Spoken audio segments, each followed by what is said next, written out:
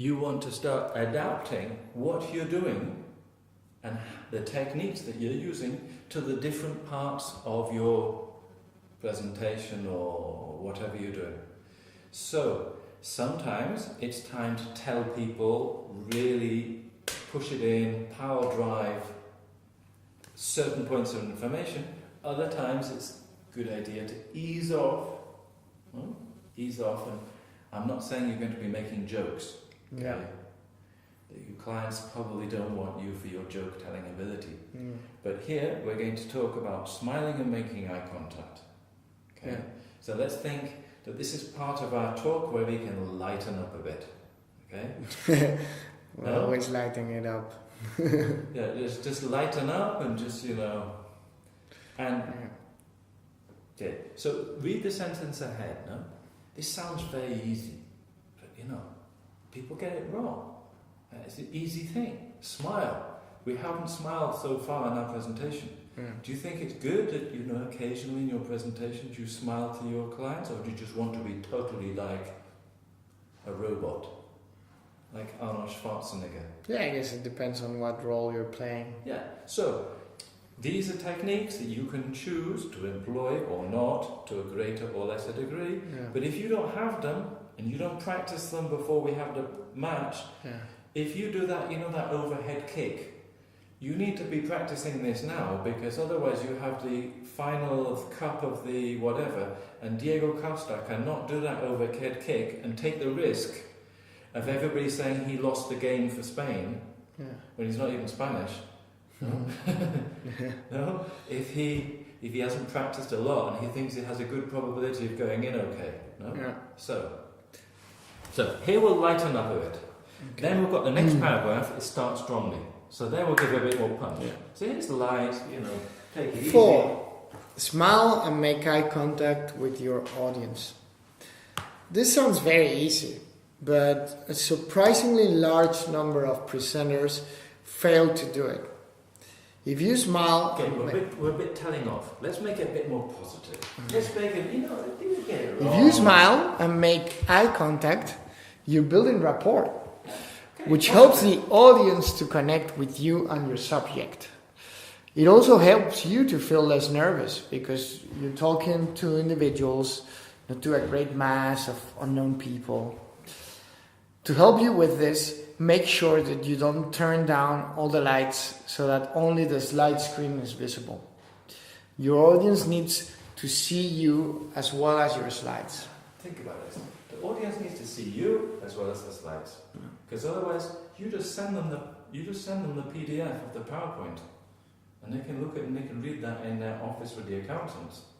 But they want you for the human contact, Because this investment banking thing, this is an in-person thing, no? It's not just an email and a report.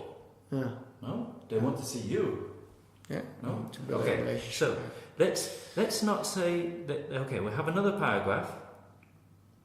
Start strongly. Okay, now I want you to. This is your team building talk. Yeah. Okay, this is not for the investment bankers. This is for your team. The motivational speech. Okay. So here you're going to try and do this paragraph like you're motivating your team in London who are great.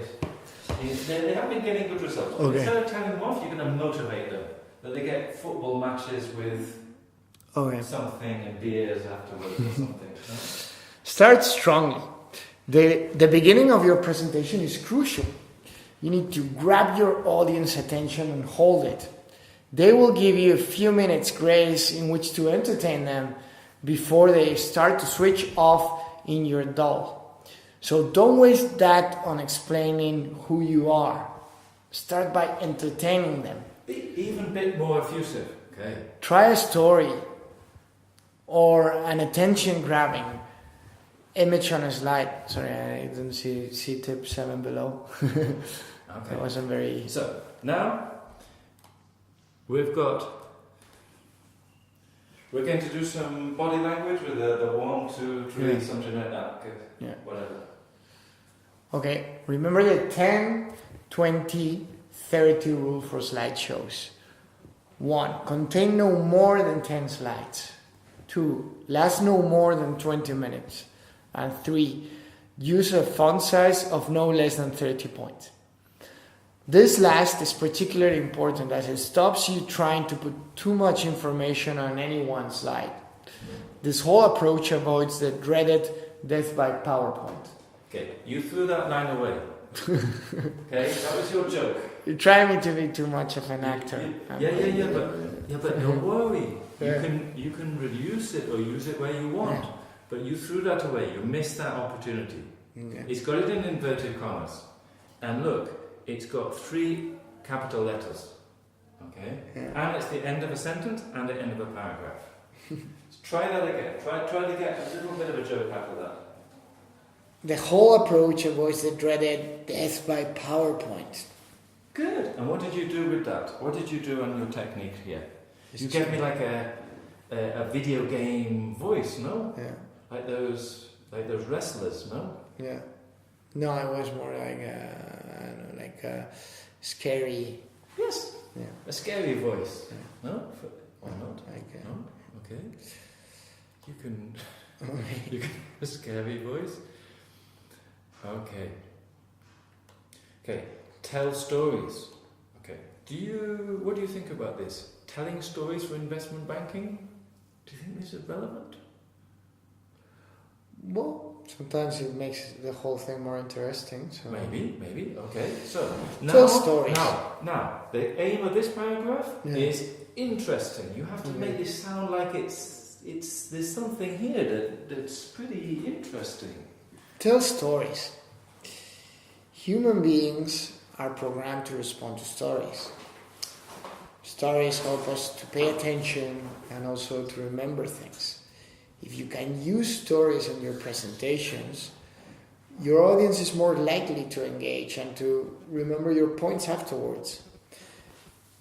It is a good idea to start with a story, but there is a wider point too.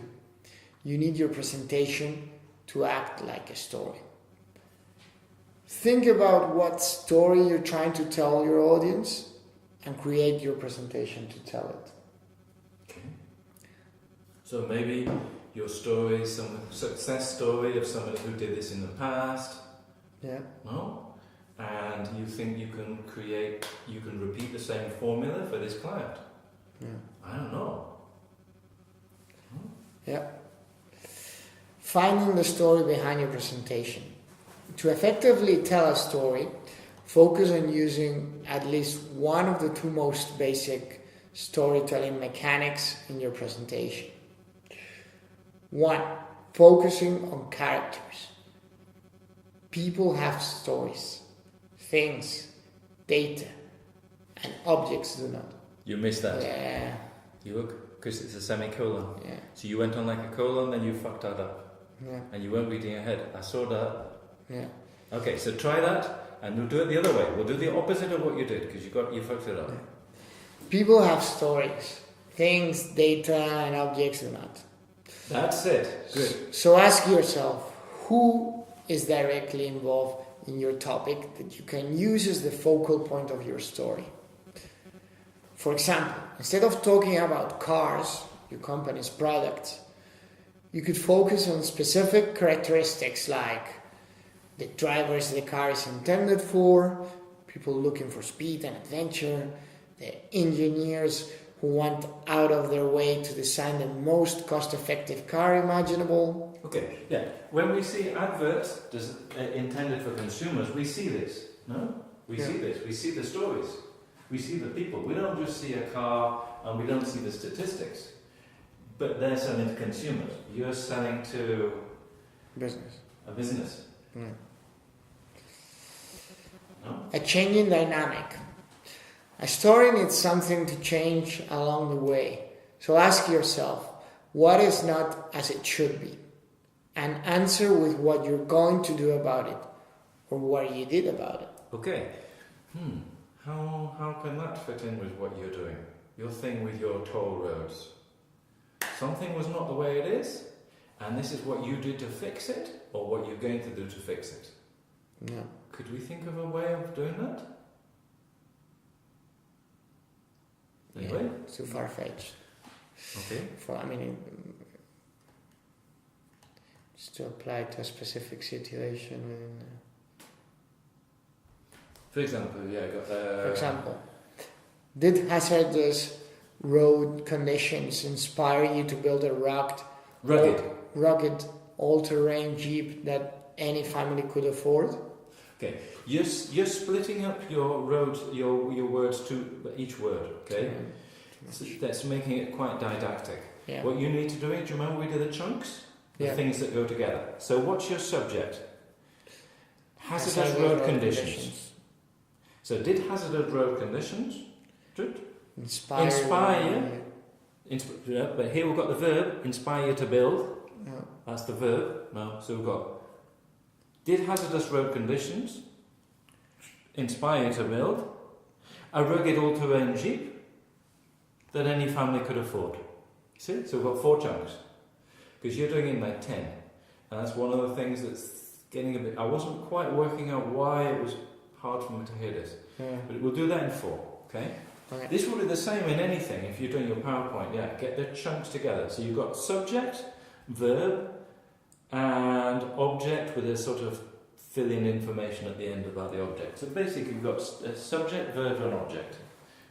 Okay. But the object is really long, so we'll do 2 chunks. The object and then the information about it. So I thought we said 4, right? So yeah. Subject, verb, object, and then the end bit about the object from that. Did hazardous road conditions inspire you to build a rugged all-terrain Jeep that any family could afford? Sounds a bit mechanical. Sounds a bit mechanical. Now try actually thinking about what you're saying. You're also asking a question.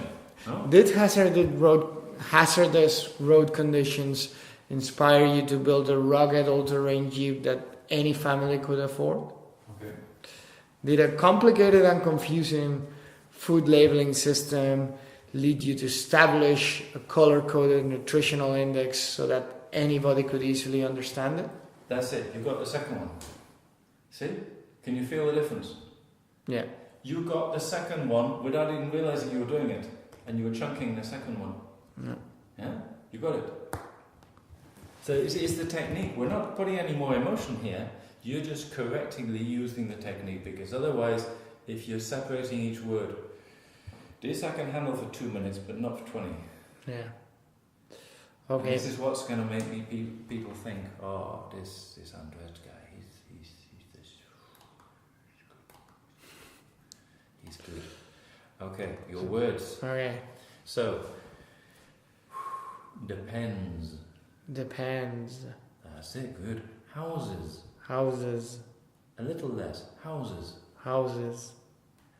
Bosses. Bosses. Skip. Skip. Keep. Keep. Hunters.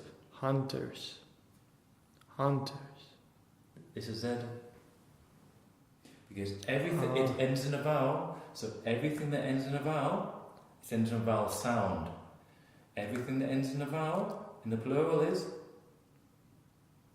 Z. Yes. Hunters. Hunters. Us. Us. And here, it's a Z, because it ends in a vowel sound, and you've got the liaison, Y. Why is there a liaison here to here? Consonant and vowel, sorry. That's it, good. Years and years. Years and years. And then I'm also doing the contraction, like fish and chips, years and years, because it's an expression. Years and years. And I'm also chunking. I'm not saying years and years. No, I'm saying years and years. Years and years. That's it. Job. Job. Because you want to say a bit like a P. Job. Job. It's a little P. Job. Job. That's a little better. Education. Education. This. This. These days. These days. Military. Military. Military. 3. Military. Because you wanted to say 4. It's a Spanish disease to add syllables. Military. It's not really a Spanish disease to add syllables. It's an English vocal technique to delete syllables. Okay? Military. Military. Fill. Fill. Feel. Feel. Change. Change. You want to say CH. And I want to say John. Change. See, change. Change. That's it. Corporates. Corporates. Because you want to add syllable. Corporates too. Corporates. Yeah, because you want to see 3 or 4. That's what you said. Filled. Filled. Field. Field. 5. 5.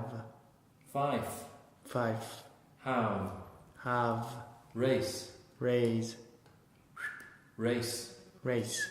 Raise. Raise. Size. Size. This. This.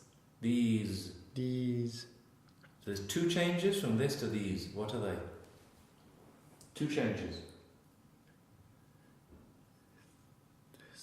Is the said thing? And the other And one? they. This. These. Yes, longer. AE. So it's got 2 changes. Achieve. Achieve. Achieve. Achieve. And note, I'm contracting, so I'm changing the. It's not achieve, it's the schwa up. Achieve. Achieve. Because where's the stress? And achieve. Achieve. The stress will always be on a vowel sound, it can't be on a consonant. And the E. Yes. Why? Because it's the second syllable in a 3-syllable word. I don't know. In a 2-syllable word? Or what type of word is sorry. Ended in a it? consonant. This is a verb. It's a verb. Okay. To record. Record. A record. A record. Yeah? In the noun, where's the stress? The first one. Adjective? First one. Verb? Second one. Got it. Is. Is. Buyers. Buyers. Owners. Owners. Reasons. Reasons. Roads. Roads. Years. Years. Cars. Cars. Rows. Rows. Ways. Ways. Synergies. Synergies. Synergies. Synergies. Provision. Provision. You want to say Provision. shut Provision. as in shut up. And it's Yeah. je as in je m'appelle. Provision. Provision. Losing. Losing. Situation. Situation. Situation. Reason. Reason. Presenting. Presenting. It would also be good for you to do talks about your stuff. Here you were just talking about your things. Yeah. But if you do a presentation about your stuff, we'll also see the verbs and the words that you're using every day, just to make sure that you're not saying provision, you're saying provision. No, because this is something you probably say all the time. No? Yeah. Look, you've been handling it better today. Yeah, but I think I've handled it too well. I deserve to go and watch Argentina in the last game. Yeah. How's your baby? Still sleeping? Sleeping? What do you mean? Sleeping at night?